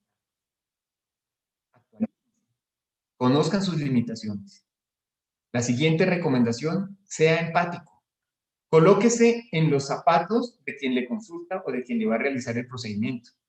Voltaire hace muchos años decía que los doctores son hombres que prescriben medicinas que conocen poco, curan enfermedades que conocen menos en seres humanos de los que nada saben. Y a pesar de que suena una frase fatalista, uno lo va a mirar y así es. Yo a veces le pregunto a mis fellows, ¿qué le formuló a ese paciente del colon irritable? No, profe, trimebutina. Ok. ¿Cómo actúa? Para mañana. Para mañana me revisa cómo actúa la trimebutina. Y se la formuló por colon irritable. Perfecto, deme 5 vías fisiopatológicas para entender el colon irritable. Para mañana. Listo, para mañana. Ahora, la última pregunta. ¿Usted sabe si esa señora a la cual le formuló la trimebutina se está separando de su esposo? ¿Su hija está consumiendo drogas? ¿Tiene trabajo? Seamos empáticos, porque gran parte de nuestro ejercicio profesional parte de conocer a nuestro paciente. Pero además, cuando lo conocemos y hacemos clic, la disminución de demandas y de problemas médico-legales es gigante, no importa si se presentan o no complicaciones. Por eso esta es mi invitación. Los doctores, que sean hombres que prescriben medicinas que conocen bien para curar enfermedades que entienden en seres humanos de los que saben. Les voy a colocar 2 ejemplos para que entiendan cómo se siente un paciente. Este paciente, que dice el recto torcido, esperó 1 mes para llegar a mi consulta particular y pagó particular mi consulta, que debe ser alrededor de unos $70 más o menos, para sentarse al frente y decirme: doctor, tengo el recto torcido. Rápidamente me ubico, mis conceptos anatómicos, endoscópicos, me dicen: el recto no se tuerce, el sigmoide es el que puede estar torcido, pero el recto no tiene posibilidad de vólvulo, no tiene meso. Pero bueno, cuénteme, ¿por qué tiene el recto torcido? Mire, doctor, es que cuando yo hago popó y me limpio, se me unta la nalga derecha. Pagar, consultar, hacer la fila, por no tener claro algo, hace simplemente entender que para el paciente su salud es muy importante, así no conozca de ella. Pero cada paciente, además, se siente único, como el de este diapositivo. 11 de la noche, más o menos, y me escribe un paciente preguntándome que si me puede hacer una consulta. Le digo que claro que sí, que me cuente qué pasó, y me dice: doctor, excúseme molestarlo a esta hora, pero la verdad me he sentido mal. Anoche como a las 11 me comí una paella y no me he sentido bien. He tenido dolor abdominal y vómito. Para que usted se acuerde a mí, soy el paciente que tiene el Helicobacter pylori. 85% de la población en Colombia tiene Helicobacter pylori, pero ese es el parámetro de referencia que él me da. Ese paciente, por su bacteria, se considera único para mí y yo debo tratarlo como único. Entonces, seamos empáticos. Cuando digo seamos empáticos, la invitación es que nos reevaluemos y trabajemos permanentemente como los pilotos. No todos los pilotos vuelan todos los aviones, no todos los pilotos hacen todos los tipos de rutas, pero además todos tienen una serie de evaluaciones, de autorizaciones para volar, hacen listas de chequeo, se hacen exámenes en control físico y psíquico, porque ellos consideran que la inspección a los aviones y a la tripulación son las claves de la seguridad aérea. El riesgo de accidente aéreo o de que algo suceda es de 117 de cada 1.000 millones de pasajeros. Sin embargo, el paciente se echa la bendición cuando se monta al avión y no cuando se acuesta en nuestra sala de procedimientos. Y nuestros riesgos de complicaciones en procedimientos no son por miles de millones, sino por porcentajes. Vemos nomás cómo el riesgo de una disección endoscópica submucosa puede ser del 4% de tener alguna complicación. La pregunta es: ¿por qué los pilotos se preocupan por la calidad del reentrenamiento? La respuesta no es ninguna de esas. No es porque ganen más dinero, ni porque trabajan con vidas humanas, ni porque las azafatas los admiren. La respuesta es porque ellos van en el avión. Si algo le sucede al avión, ellos se mueren. La invitación es a que nos montemos en el avión del paciente. Eso es ser empático. Trabajemos como si nos fuera a suceder a nosotros cada una de las posibles complicaciones de nuestros procedimientos. La 7ª recomendación: utilice adecuadamente la tecnología. En el diagnóstico temprano del cáncer, vemos cómo este tipo de lesiones que son lo que no queremos ver, le hacen cromoendoscopia virtual computada, le hacen magnificación cuando el diagnóstico está hecho. Ese tipo de avances tecnológicos está para este tipo de lesiones, para encontrar este tipo de pequeñas lesiones que nos permitan hacer un diagnóstico oportuno. Es decir, que debemos utilizar adecuadamente la tecnología. Decía Federico que no para todo el mundo utilizaban el CO2. Y probablemente si uno tuviera CO2 permanente sería la recomendación ideal. Pero en este momento lo utilizan en pacientes seleccionados por riesgo, por edad, por comorbilidad, y eso es lo que hay que hacer, aprender a utilizar la tecnología adecuadamente. Esta es mi hija Gabriela, el día en que le compré el primer par de binoculares. Seguramente no necesitaba mirar al personaje de la diapositiva con sus binoculares. Es un uso inadecuado de la tecnología. Ha llegado la inteligencia artificial y llegó para quedarse. Para mí, genera una preocupación importante, porque es una herramienta fundamental. Sin embargo, como dice la diapositiva, no estoy preocupado por el aumento de la inteligencia artificial, sino estoy preocupado por la disminución de la inteligencia real. En la medida que avanza el desarrollo tecnológico, delegamos muchas veces lo que es nuestra responsabilidad y nuestra actividad profesional. La inteligencia artificial no necesita tener un gran programa para decir que en esta diapositiva estamos en el cielo. Y para decir que la clasificación de Boston es una preparación no completa, no está muy mal, pero digamos que podría ser un Boston 2-1, y probablemente necesite un lavado y una succión. Yo puedo oprimir el botón de inteligencia artificial sin lavar este ciego, y probablemente no encuentre nada. Pero cuando realizo el procedimiento adecuado, cuando realizo el lavado completo, voy a encontrarme con el tipo de lesiones para los cuales ustedes, como jóvenes endoscopistas, deben estar preparados. Hacer una endoscopia bien hecha no necesita el 100% de tecnología, necesita el 100% de su atención y de su ocupo. De igual manera, vemos en esta diapositiva cómo es un ciego, estamos a 2-3 pliegues de la válvula ileocecal, realizamos el lavado, todo se ve muy bien, pero cuando me empiezo a acercar y a pesar de que todo pareciera estar muy bien, empieza a aparecer el monstruo y empieza a aparecer esta lesión que si yo simplemente llego y veo a 2-3 pliegues de la válvula ileocecal, el ciego y quedo tranquilo y me regreso, hubiera abandonado este cáncer, este adenocarcinoma, que por fortuna pudo ser manejado para él. Hay una frase atribuida a Albert Einstein que dice: temo el día en que la tecnología sobrepase nuestra humanidad. El mundo tendrá una gran generación de idiotas. La palabra suena fuerte, pero la invitación es a que de la mano con la inteligencia artificial desarrollemos nuestra inteligencia real. Utilicemos nuestros métodos adecuados. No en todos lados vamos a tener como endoscopia virtual computada, pero hay métodos que nos enseñaron los japoneses desde hace rato. Por ejemplo, en este caso, buscar a Wall-E, que aquí aparece, puede ser muy difícil, que es lo mismo que encontrar un cáncer temprano, pero cuando hago insuflación adecuada, lavado, la utilización de Pronasa en Japón, pero en nuestro medio utilizamos N-acetilcisteína y unas gotas de simeticona, la aplicación de buscapina. Cuando lavo y quito los distractores, pues es mucho más fácil encontrar al personaje, y es la siguiente invitación. El uso adecuado de la tecnología también implica saber de coloraciones vitales y también implica utilizar su mejor herramienta, la que usted tenga en su unidad, pero bien hecha. La octava recomendación: nunca se confíen. Ya vieron la antipática diapositiva. Sin embargo, cada vez que ingreso, trato de pensar que es mi primer procedimiento. No me confío, porque cuando uno se confía y cree que tiene todo dominado, generalmente algo sucede al revés y pueden presentarse complicaciones inesperadas. No confiarse implica un plan de mejoramiento continuo, porque a pesar de los esfuerzos, el presidente de la nación más importante del mundo en su momento recibió disparos. Entonces todos los esquemas de seguridad de los grandes mandatarios se reforzaron y años después el Papa recibió disparos. Y volvieron a reforzar absolutamente todo y años después le clavaron 2 aviones a las Torres Gemelas.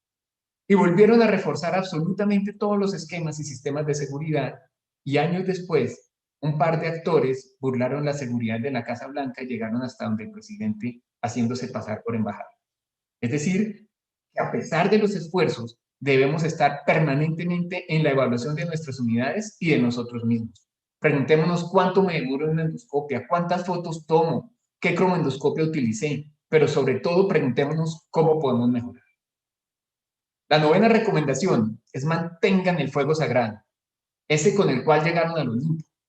Aquí estoy yo, unos meses antes de ingresar a la escuela de medicina, tenía 15 años, y yo pensaba que iba a ser como el doctor Dougie Hauser en esa época, soñaba con esto, y me encontré con una realidad diferente, con la realidad de América Latina.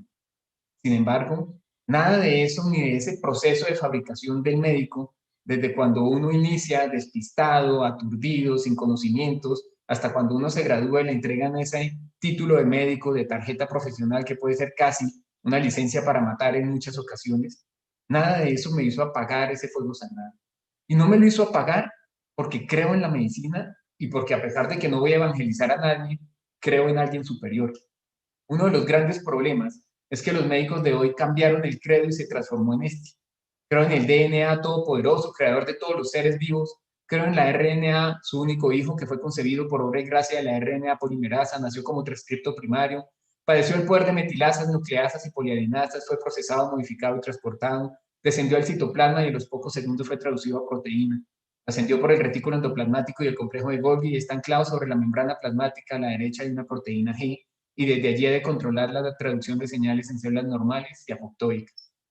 Creo en la biología molecular, la terapia génica, la biotecnología, la secuenciación del genoma humano, la corrección de mutaciones, la clonación de doble y la vida eterna. Somos médicos, somos científicos, pero somos seres humanos. Y debemos entender, o por lo menos para mí es importante, creer.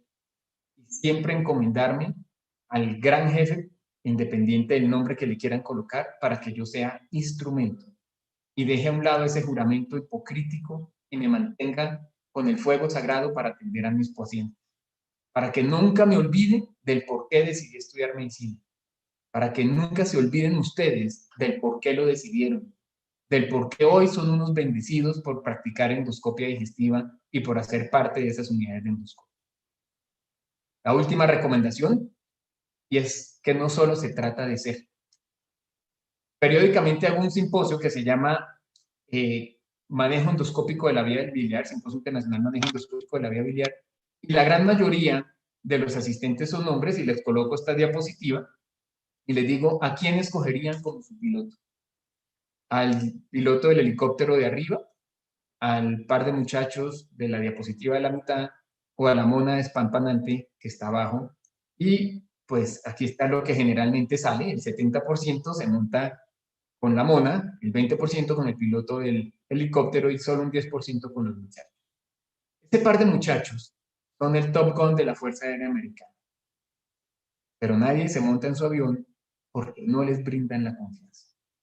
Entonces, no es solo ser, sino parecer. Parezcan confiables, estudien, actualícense, sean confiables, sean empáticos, manténganse en el círculo de la calidad, conozcan sus limitaciones, busquen sus fortalezas. Que el paciente los vea como lo que son, médicos, no como lo que hoy día estamos tratando de proyectar. Gente que fuma, que toma, que se pelea, que no tiene claras las recomendaciones que dan, nunca las implementa. La recomendación final es recordar que cuando de endoscopia se trata, la endoscopia es como la bamba. Se necesita un poquito de gracia y otras cositas. Se necesita dedicación, pasión, se necesita amor por el trabajo, se necesita responsabilidad, corresponsabilidad, trabajo en equipo. Porque cuando de los pacientes se trata, esta es la recomendación más importante. Tomar sus manos es a veces más importante que examinar. Muchísimas gracias. Muchísimas gracias por el tiempo, por la invitación. Espero no haberlos aburrido ni alejarme del objetivo de esta presentación, pero las guías las tienen todos ustedes al alcance de Internet, pero probablemente este llamado de atención o esta invitación a hacer las cosas con ese fuego sagrado no lo tienen todos. Muchas gracias.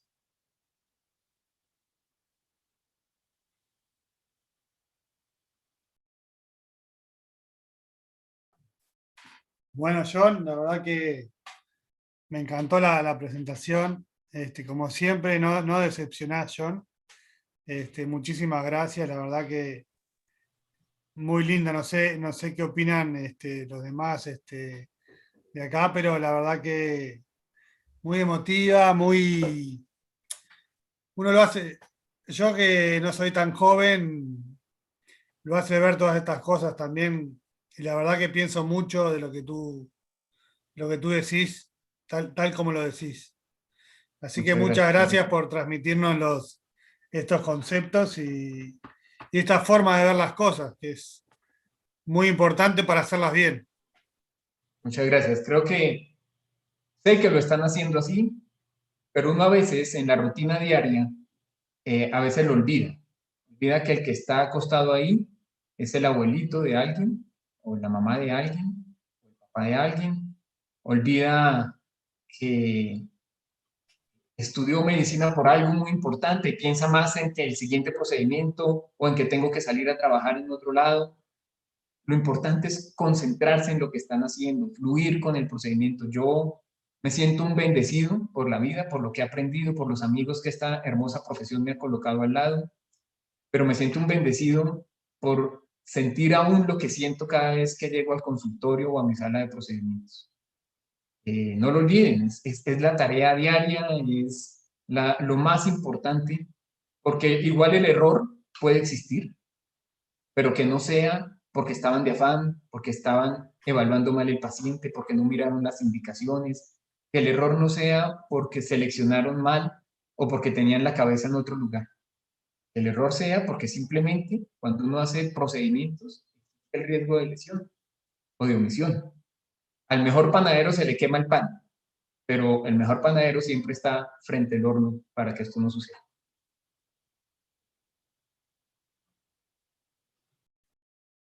Bueno, muy bueno. No sé, Manuel, que querías agregar algo. No, comparto lo que decís vos, que uno lo piensa internamente, pero no siempre se lo pone a reflexionar y lo pone en diapositivas tan claras como lo puso el doctor, así que muy, muy bueno. Me gustó muchísimo la presentación y muy, muy distinto a todo lo que he visto al respecto, así que me gustó muchísimo. Gracias, Manuel. ¿Hay Adrián, alguna pregunta? ¿alguna pregunta? O todo quedó confuso o todo quedó muy claro.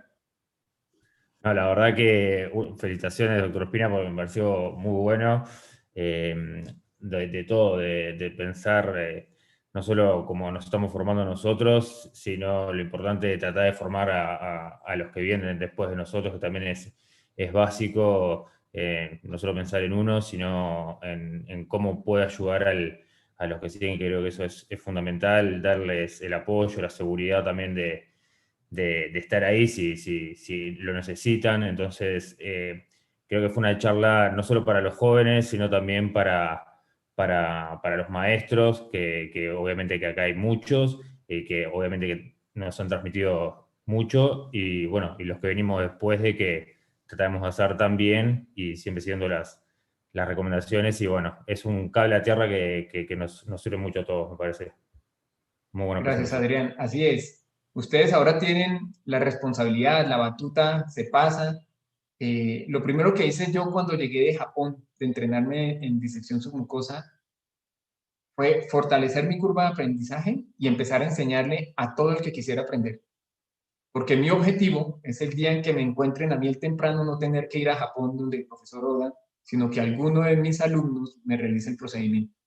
El conocimiento hay que compartirlo y hay que compartirlo bien. Y el relevo generacional programado es lo más importante.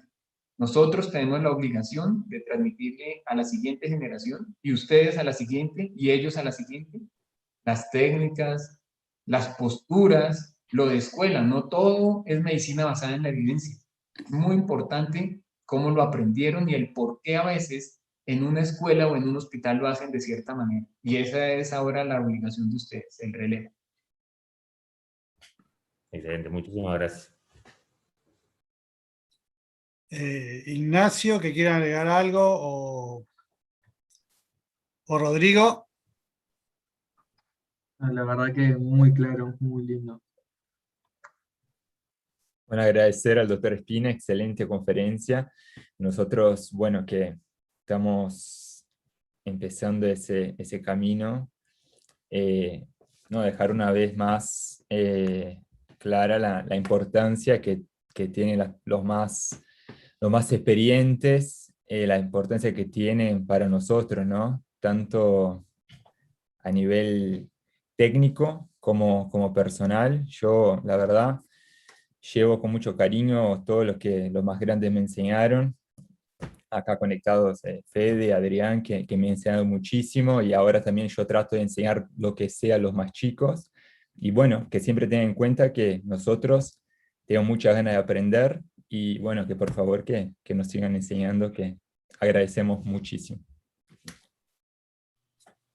Bueno, muy bien, ahora vamos a pasar a mostrar la votación de los casos para terminar la sesión de hoy, y agradecerle a todos por participar. Realmente creo que fue muy bueno desde el punto de vista académico, y siempre John le aporta, además de toda su sabiduría y su conocimiento, la parte humana que es tan importante, ¿no? La verdad, John, que siempre me dejás boquiabierto. Gracias, Fede. Suena social el mutuo elogio, pero es mutuo y de verdad, en el corazón te aprecio mucho y aprecio a muchísimos de los que están allá. Un saludo muy especial a todos, a Verónica, Carolina, Juan Pablo, a absolutamente todos los amigos, al profesor Cohen, a los que no conozco, que los llevo como amigos ya por ser solo uruguayos. Y aquí tienen las puertas abiertas cuando algún día la nueva realidad nos lo permita, volvernos a encontrar. Por ahora mi última recomendación es síganse cuidando. Perdimos mucha gente, muchos amigos, muchos familiares. Esto no ha terminado, así estemos vacunados. No nos conformemos con la sola vacuna y vayamos más allá. Un abrazo grande para todos, de verdad, que Dios los bendiga. Manuel, muchas gracias también por participar. Realmente muy buenos tus aportes. No hubiéramos podido empezar sin un moderador, porque John tuvo el problemita ese al principio, así que muchas gracias a los dos, de verdad. Y bueno, que quiera decir algo más, Manuel, y después, si no, vamos a ir allá a mostrarlo, cuál fue seleccionado el caso. En realidad, tendría... Agradecerle la invitación, nada más. Agradecerle la invitación. Gracias, Federico. Bueno, un abrazo. Carlitos, ¿vos podés mostrar la votación?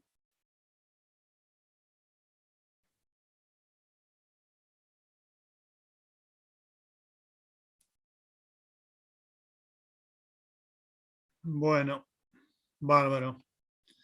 Está muy bien. Eso es anecdótico nomás. Ah, perdón. ¿Cómo?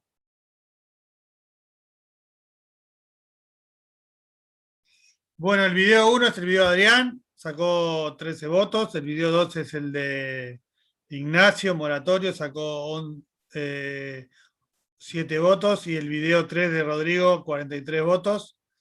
Así que la verdad que todos merecerían el premio, porque están todos muy bien, pero bueno, está. Hay que elegir uno, así que Rodrigo fue el que sacó la beca para el Congreso. Vamos a ver si podemos tramitar las otras dos también para los demás. Vamos a hacer todo lo posible, pero bueno, en principio teníamos una sola, así que vamos a ver. ¿Está? Les Aunque agradezco sean mucho a becas todos. parciales, Federico. Aunque sean becas parciales, porque se merecen el esfuerzo, la dedicación. No es sencillo enviar, participar, concursar, y eso es muy importante incentivarlo. Entonces creo que Federico de su propio bolsillo en algún momento va a ayudarles. Muy bien, sí, puede ser.